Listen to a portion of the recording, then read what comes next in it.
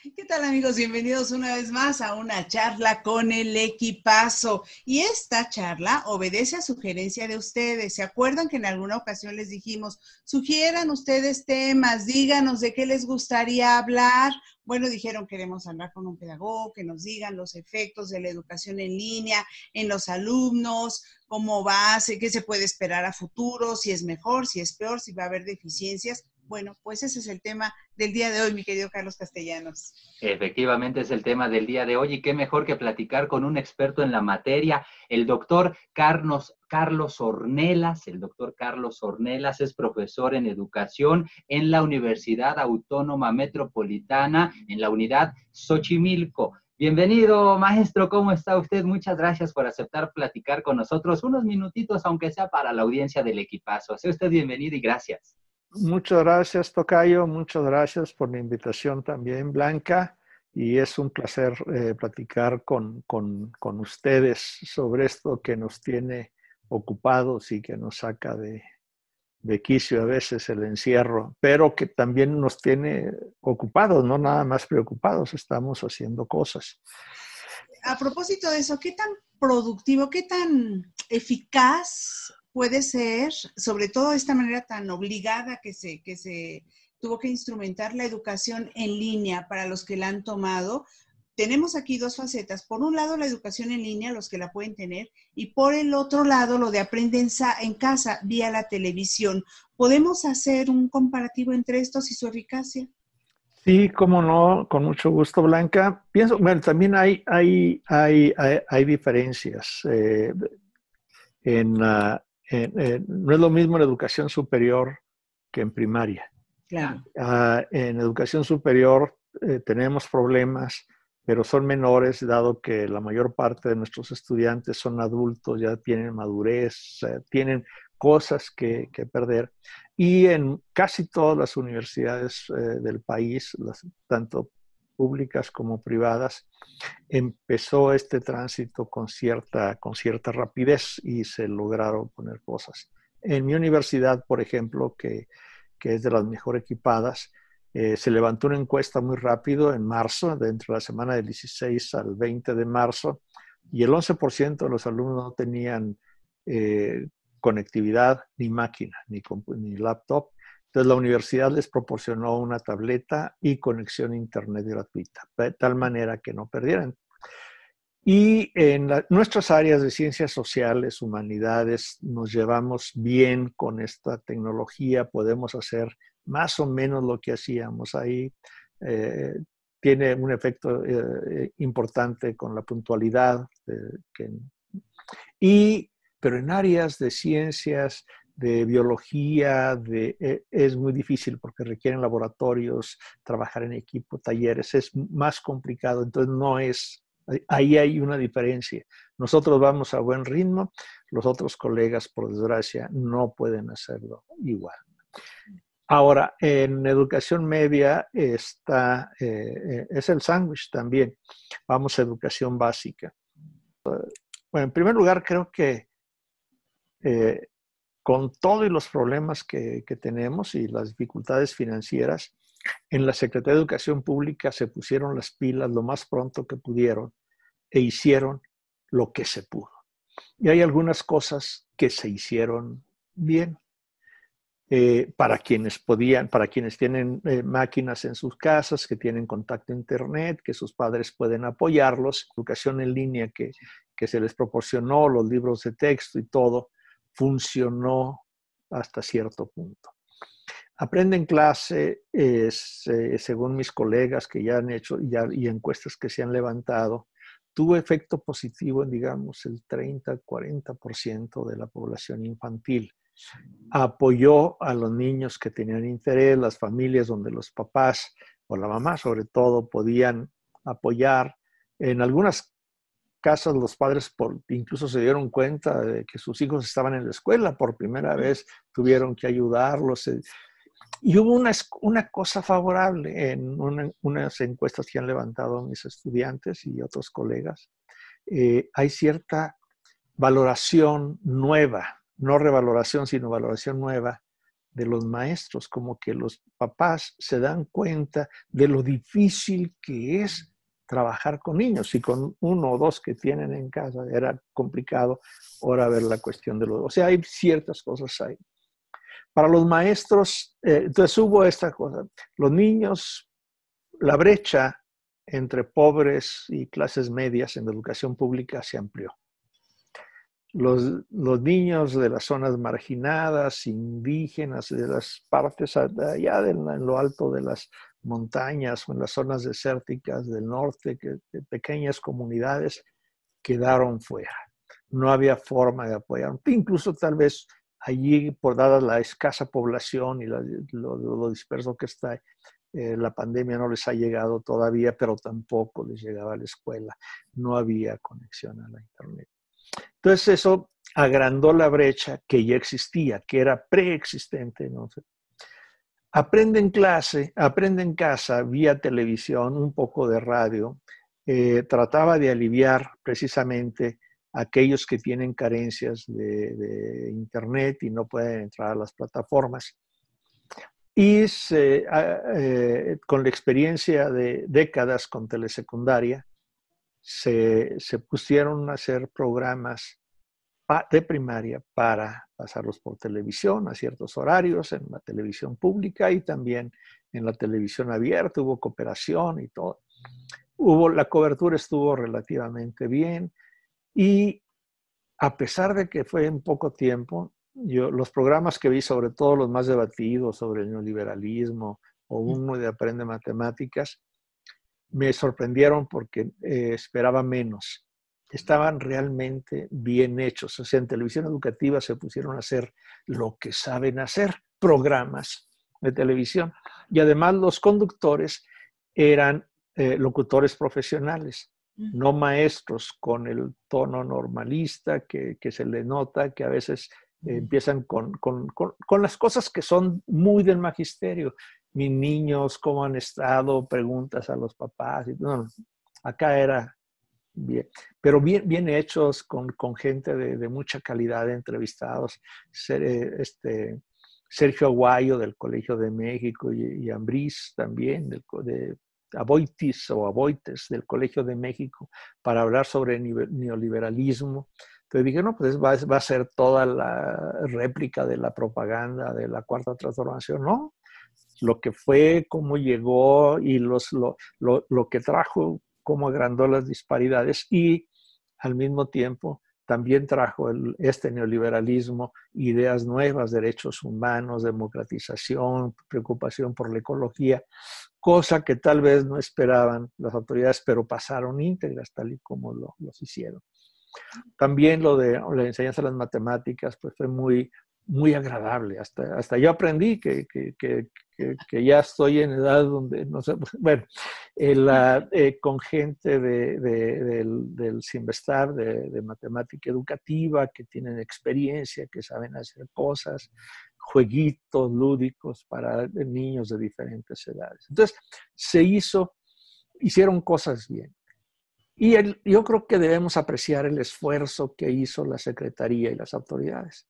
Pero al mismo tiempo, creo que es una exageración hasta ridícula decir que se alcanzaron los aprendizajes esperados y que se cumplió con los programas y planes de estudio establecidos para este año, cuando es imposible que esto se pudiera lograr. ¿Qué fue lo que vino de los estados con estos brotes de federalismo, cuando los estados ya no quisieron hacerle caso a la Secretaría de que vamos a regresar y que no? Empezó a hacerse cierto consenso, no solo con los estados de otros partidos, sino entre todos, de que lo más sensato, no lo mejor, sino lo que se podía hacer, era acreditar por parejo a todos los niños y dar por cubierto el ciclo escolar, aunque no se haya cubierto más que el 70%. Entonces, eso, el mal menor. Entonces, eso estuvo bien, pero presumir de que lo dice el secretario Moctezuma cada rato, no, lo logramos, lo hicimos, es una exageración que desde mi perspectiva deprecia lo que sí hizo bien la Secretaría. Porque esta exageración ¿Y qué es lo que escuchamos? Las críticas que escuchamos de casi todos los colegas que lo escuchan, pues no es cierto, es falso, tenemos. Y entonces se van y nubla las cosas que se hicieron bien. En Bien. cambio, cuando el subsecretario, en la reunión de la semana pasada, que estaban haciendo la evaluación, el subsecretario de Básica, Marcos Bucio, dice, bueno, sí realmente tenemos problemas, los egresados de secundaria, estimamos que alrededor de 800,000 no van a llegar al bachillerato por diferentes factores, sobre todo externos, necesidades económicas, presiones familiares, pero también porque las escuelas no van a estar preparadas para recibir a los alumnos. O sea, los 9 puntos de sanitización, papel sanitario, agua potable, gel y cubreboca y todo, es mucho para las escuelas.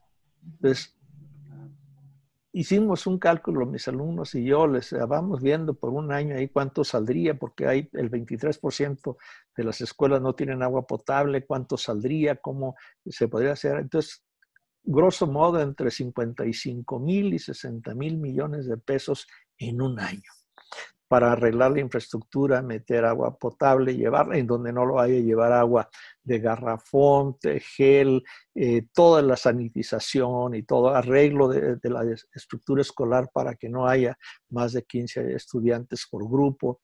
Todo eso es un costo increíble en tiempos de austeridad y de crisis económica. Claro. Pues tenemos problemas. Oiga, doctor, pues todo esto que usted nos platica nos ofrece un panorama que permite ver la situación por la pandemia de COVID-19 que estamos viviendo ahorita en el mundo en general, pero de manera particular en el país. ¿Cómo va a modificar precisamente a esas generaciones que hayan vivido este momento? ¿Cómo serán esas generaciones en adelante? ¿Sí quedarán marcadas por esta situación de la pandemia de COVID-19 o podemos esperar una modificación en ese sentido, doctor? Pienso que esta cosa es extraordinaria y no solamente a los niños, a los jóvenes les va a dejar una marca, nos deja a nosotros, nos sacó de nuestra rutina, para algunos de una zona de confort que ya habíamos establecido, otros que no era de confort, sino de lucha cotidiana por la subsistencia, también lo sacó. Entonces sí, creo que esto nos va a dejar marcados a todos. Ahora, ¿qué es lo que pienso? La capacidad de resiliencia de los jóvenes creo que es muy grande, pero no tenemos las instituciones apropiadas, creo yo, y ni el liderazgo que nos diga vamos a construir, vamos a unirnos, porque ahorita lo que está predominando es la polarización, la desconfianza, es esta cuestión. Necesitaríamos una política, si queríamos volver a los tiempos antiguos, una política de la unidad nacional, de unidad, de criterio, de búsqueda de fines comunes y todo, pero tenemos esta polarización. Entonces, esta capacidad de resiliencia, que es un potencial enorme, que yo lo veo en mis jóvenes estudiantes. El trimestre pasado vi a los de nuevo ingreso, niños jovencitos que vienen de varias partes, bueno, la mezcla social en la universidad pública se sigue dando, no eran, estaba la niña que tenía su coche, que llegaba el hijo de papá, y los otros que de clase media, y también otros muy humildes que vienen de orígenes campesinos y o recientemente migrados. Y me di cuenta realmente que tienen muchas capacidades, un potencial enorme para el análisis, pero con esta cosa, ahí está. Y a mi grupo del trimestre pasado, hoy en la mañana les puse una carta, hace 3 meses que dejamos de vernos, el 16 de marzo fue nuestra última sesión, para ver cómo están, ver platíquenme qué ondas hay. Hay desazón, hay pesadumbre, hay cansancio por el encierro, pero espero que también, así como con mis estudiantes de posgrados, estos los veo cada semana, el desánimo no se los coma. Tengo estudiantes, aún con la pandemia, en este mes de julio vamos a graduar a una de nuestros estudiantes de maestría, que hasta le resultó mejor a ella porque es de La Laguna, vive en Lerdo, y todo lo vamos a hacer en línea, y ya está la acreditación, ya no va a tener que venir. Bueno, sí, si quiere venir a recoger su diploma, pero eso no es urgente. O sea, estamos buscando la fecha para tener el examen. Y ha habido otros. Claro. Profesor, doctor, esto último que dice es justamente como una muestra de algo que probablemente llegó para quedarse.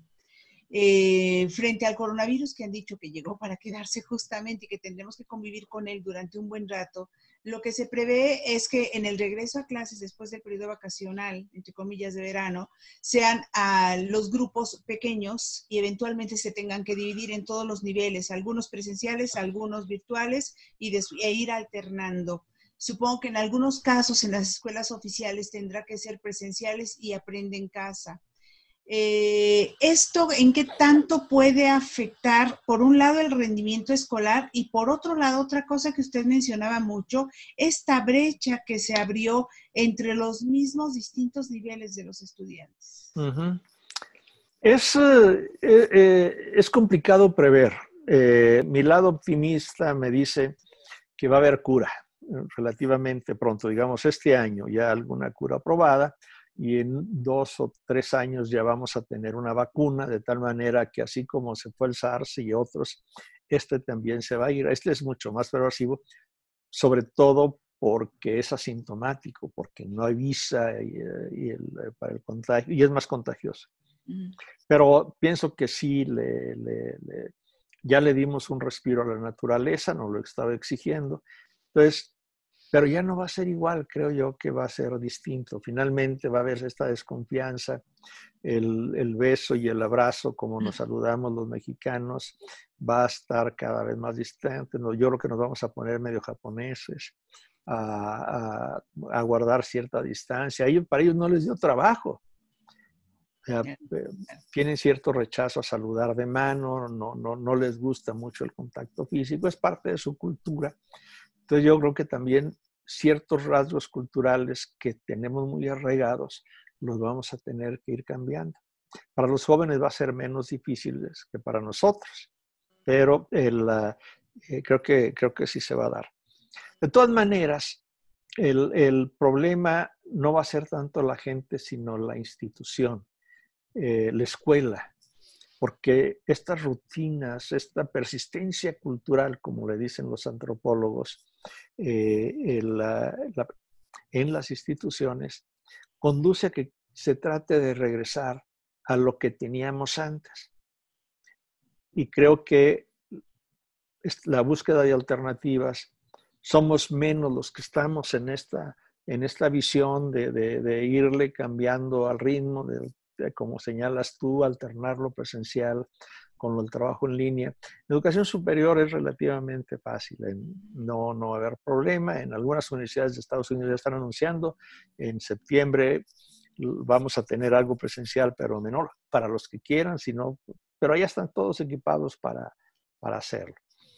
Entonces, pero hay áreas, de nuevo, de química, de biología, que requieren trabajo en laboratorio, hacer experimentos, trabajar con muestras, calibrar ciertas cosas que son máquinas y instrumentos que no se pueden llevar a casa. Aquí yo estoy con mi laptop, pero traerse un microscopio electrónico o replicar ¿cómo se llaman? Las cosas para hacer experimentos, pues no se puede. Entonces yo pienso que tenemos que buscar alternativas, que va a haber mucha discusión y que paso a paso creo yo que se van a ir encontrando cierto tipo de soluciones. Yo confío en la capacidad de resiliencia de la gente, de los jóvenes, pero también veo las graves dificultades institucionales, la artritis intelectual que a veces nos corroe, sobre todo a quienes mandan, que están en posiciones de que, bueno, ya estamos acostumbrados a esta rutina y todo está bien. Vamos a domar la pandemia, vamos a aplanar también la educación, entonces todo va a salir. Yo pienso que es ahí donde tenemos este conflicto. Claro. Doctor Carlos Ornelas, yo recuerdo que antes se decía que el reto en realidad, y ahora sí me centro en el área de la educación profesional, antes decían el reto era vincular la academia con la práctica laboral. Entiendo que el reto pues va a seguir siendo el mismo, pero ahora adosado con esta experiencia que estamos viviendo. ¿Cuál sería el reto adicional, además de esos retos que de por sí ya veníamos enfrentando en general en la educación a nivel superior? ¿Cuáles retos añadidos se presentan con esta situación por la pandemia de COVID-19, si es que los habrá? Por ejemplo, ya que estás hablando de educación superior, para los alumnos que están ahorita por concluir sus estudios de licenciatura, les han tocado experiencias duras, los terremotos, bueno, aquí en la Ciudad de México y en el sureste, los terremotos de septiembre del 17 y ahora la pandemia. Y en mi universidad, aparte, el año pasado, una huelga de 93 días, una huelga loca. Entonces, los estudiantes que entraron en 2017 a la universidad y que están programados para salir el año que entra, además de esta experiencia que ya traen de desbarajustes, de cambios inesperados, van a salir a un panorama de desempleo, donde hay pocas oportunidades de trabajo, donde no va a haber, donde sus expectativas ya las están midiendo, ¿no? Realmente van a sufrir mucho nuestros nuevos egresados y creo que la secuela va a durar lo que dure la crisis económica. Ya le manifiestan, estos estudiantes suyos, por lo pronto, le manifiestan su preocupación. Es que hay una parte preocupante que no es de su área, pero es de la frustración que puede ocasionar, la desilusión, la desesperanza que conlleva con sí depresiones. Digo, no es su área, pero ¿le han manifestado a usted estas inquietudes sobre ese futuro tan oscuro? No, esto o sea, es parte de mi deducción al estar, digo, no me lo han platicado directamente, pero es parte del análisis. Claro, claro. Platico con uno de mis estudiantes. Bueno, ahorita en la pandemia nada más tengo seminarios de posgrado, no tengo estudiantes jóvenes. Pero ellos están en contacto, algunos hace poco que salieron de la licenciatura, algunos dicen, bueno, ¿qué voy a hacer cuando termine la maestría dentro de 2 trimestres? Bueno, es más, su beca se les termina el 31 de agosto. Y todavía les queda un trimestre más por cumplir. Esto es debido a la huelga del año pasado. El CONACYT siguió pagando la beca a pesar de que estábamos en huelga. Quienes tienen empleo, bueno, pero los que entraron a la maestría en aras de buscar también alguna mejor posición, conseguir un empleo un poco mejor remunerado, son quienes están en esta tesitura. No lo hemos platicado abiertamente, pero lo noto, lo percibo. Sufrieron esto, terremoto, huelga, pandemia, y viene la crisis económica, pues en lugar de empleos se están perdiendo, en lugar de crearse empleos, estamos perdiendo varios millones de puestos de trabajo. La educación presencial, doctor Carlos Ornelas, entendemos entonces va a seguir siendo el pilar de la materia educativa, pero a raíz de esta experiencia que tuvimos en la pandemia por COVID-19, la educación a distancia o la educación con clases en línea podrían convertirse en una herramienta fundamental ahora en el entorno educativo entonces, pero eso no significa que vamos a decantarnos por una o por otra, sino que ahora sí tendrán que convivir ambas y reforzarse una a la otra, ¿verdad? ¿Eso es lo que se antojará en una nueva normalidad, doctor? Es parte de vamos a llamar, la palabra es muy estadounidense, este escenario resiliente, que es donde pudiera haber complementariedad entre la tradición, entre la costumbre, la persistencia cultural y los avances que vienen, que además se aceleraron mucho por estas cosas. En algunas partes, en instituciones públicas incluso, no es nuevo.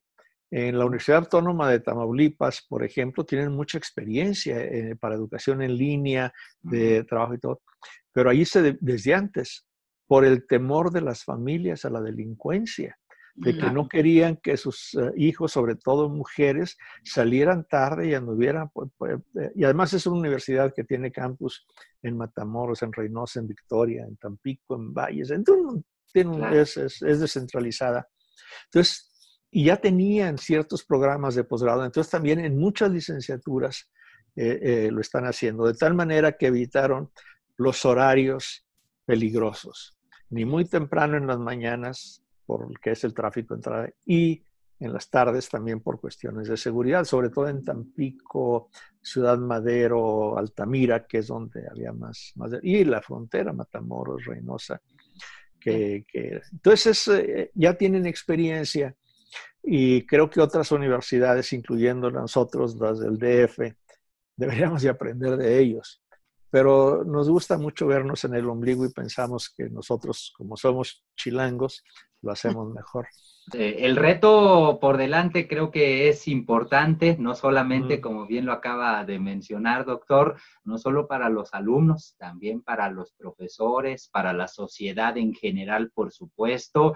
Y pues bueno, a acostumbrarnos a esta nueva realidad en la cual veremos estas nuevas peculiaridades y en las que todos, de alguna o de otra manera, tendremos que irnos insertando poco a poco. Doctor Carlos Ornelas, pues no nos resta más que darle las gracias y antes de despedirnos, por favor, ¿en dónde lo podemos encontrar o en dónde lo pueden contactar nuestros amigos del equipazo si es que quieren charlar o establecer contacto de manera directa con usted en sus redes sociales o de qué manera, si es tan amable? Bien. Bueno, mi correo electrónico es el que más uso. Es carlos.ornelas@icloud.com.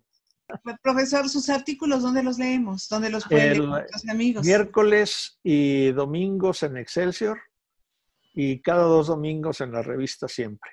Bien, pues ahí está, para que lo sigan nuestros amigos ahí a través de las lecturas. Muchísimas gracias por haber conversado con el equipazo en esta ocasión. Es un equipazo y muchas gracias de nuevo por la invitación. Gracias, gracias, doctor. Un abrazo. Un abrazo. Cuídense mucho. Gracias, doctor. Igualmente.